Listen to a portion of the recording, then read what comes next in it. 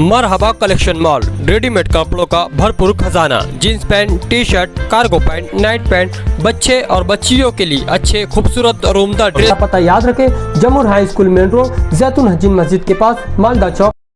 कानूनी तौर पर लोगों को कम से कम तकलीफ आए, इसके लिए कोशिश कर रही है। अभी एडवोकेट तौसीफ साहब ने आपको डिटेल बताई। ये सब लोगों को चार्जशीट मिलने के बाद, इससे पहले 40 नंबर सीआर और 51 नंबर सीआर में भी लोगों को चार्जशीट मिली, उनको आरोपी किया गया। अब इन लोगों की कोर्ट में किस तरह से जमानत हो, इसके लिए माइनॉरिटी डिफेंस कमेटी ने एक व्हाट्सएप ग्रुप बनाया है।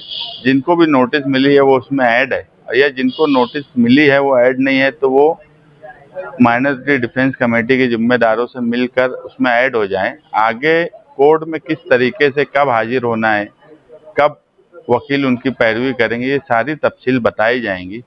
बहुत फिक्र करने की ज़रूरत नहीं है। जो हालात आए हैं उससे लड़ना है और कानूनी तौर पर किस तरीके से मदद हासिल हो, इसकी कोशिश माइनॉरिटी डिफेंस कमेटी करती रहेंगी।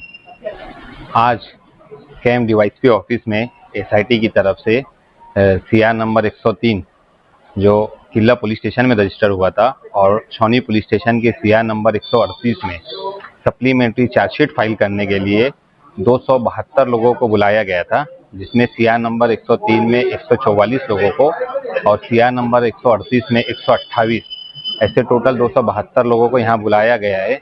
उनकी सिग्नेचर ली गई है और उनको व्हाट्सएप के थ्रू चार्जशीट की कॉपी सप्लाई की गई है ताकि सप्लीमेंट्री चार्जशीट पीर के दिन कोर्ट में फाइल की जा सके। तो मालेगांव शहर में ऐसे जितने भी लोग हैं जिनको आज बुलाना आया था, जो किसी वजह से नहीं आ सके, वो फौरन एसआईटी ऑफिस में आकर यहाँ पर सिग्नेचर करके चार्जशीट की कॉपी हासिल कर ले, ताकि कोर्ट के अंदर जो है ये सप्लीमेंट्री चार्जशीट जल्द से जल्द पुलिस फाइल कर सके।